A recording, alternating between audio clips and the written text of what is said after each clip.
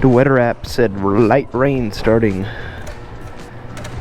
in like a half hour, so I'm trying to get out of here ASAP. It's gonna be a cold ride. I'm not dressed very well for it, and if it rains, that's gonna make it even worse. Oh yeah, it's gonna be cold. Ah, fuck. God damn. It's a brisk 50, I think, and I'm only wearing a sweatshirt. Alright, so the question of the day is, how far / long can you ride your sport bike for comfortably?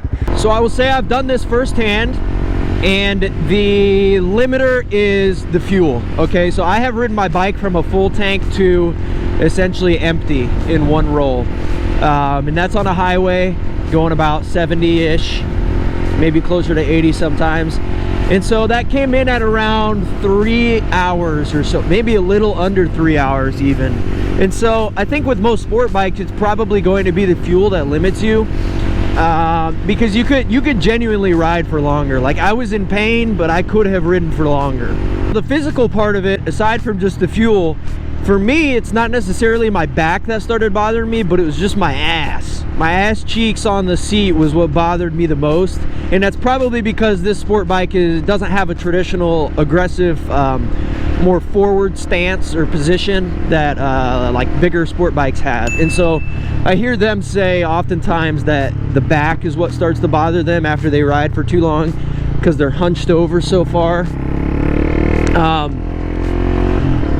But anyways, mine was my ass. My legs get a little tired, you know, from just sitting in one position.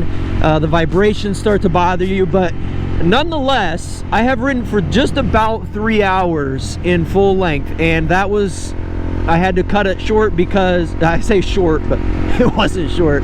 I had to cut it off because I had to get fuel. So realistically, if you had infinite fuel, I don't know how far I would be able to ride for. Maybe in the 5-hour range, roughly.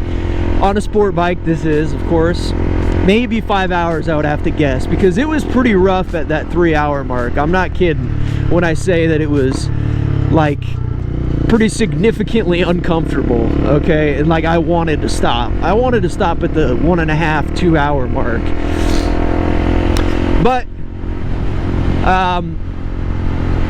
something I did do that I think helped me, because every time you do a long ride like that, something that takes a long time, you know, you're trying to, it's a slow process. You're trying to make yourself as comfortable as you can for it. It's like when you're sitting in a car and you like shuffle around, you know, or you move around in bed when you're going to sleep trying to find a comfortable position. It's basically that, but you're just, you know, on 2 wheels going 80 miles an hour. But something I actually did that ended up helping was I would, since I was going like at a high speed, I actually would get into the tuck position and it would help me out. Now the tuck position on my bike is not, let's say, normal. Okay, it doesn't feel right. Okay, when I get into the tuck position, I'm really crunched in, like my elbows are touching my knees, because my foot pegs, the position of the foot pegs is pretty like, what do you call this, linear, I guess. Like, it's right above my hips. My feet and my hips are in line, whereas that's not the same thing when you get on a, you know, R6 and you have the foot pegs that are a little bit further behind you. That way your body's angled more forward. So what I did is I just would crunch down and get in that tuck position. Not only did that probably make me more fuel efficient and actually go faster, it does make me go faster, I know that for a fact, but it was more comfortable. Like, I would just switch on and off between going in this tuck position and then coming up, because when I came up, it was really annoying with all the wind, you know. It was a lot of wind in my face, and so I would tuck, it would get nice and quiet, but then after a while, when I'd sit in that tuck, it'd start to bother my back, like I had mentioned previously with your 600cc bikes being in that aggressive position. So I would have to adjust. I would have to keep going back and forth. But it's kind of like a thing you have to do. You have to work different muscles and let other muscles recover while you're stressing different ones. So I was doing that tuck because it took a little bit of pressure off my ass, and it helped. You know, it was comfortable for a brief moment until my back started to hurt. And so that was kind of the process I did, and it worked well for that up to 3-hour mark, roughly. You probably could do more if you didn't have to worry about fuel, especially some people who've got an iron ass or something. I don't know. I'd like to think I have some cushion back there, but I don't know. Speaking of fuel, I am running low. I'm blinking. Probably gonna have to fuel up after I get back from the gym.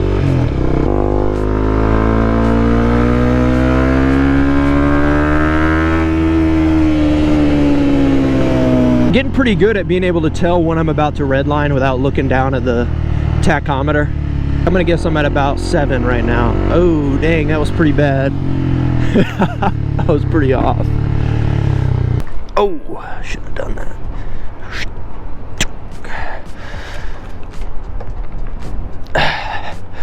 Damn, I'm even cold just standing here. No wonder it's so cold on the bike. Jesus, wind. All right, well, let's hope it doesn't rain a significant amount, or let's hope more specifically that it is not raining when we come to leave. Look at that Harley over there. That's kind of dope. I think it's a Harley. That thing looks sick. I might have to go check that out on the way back.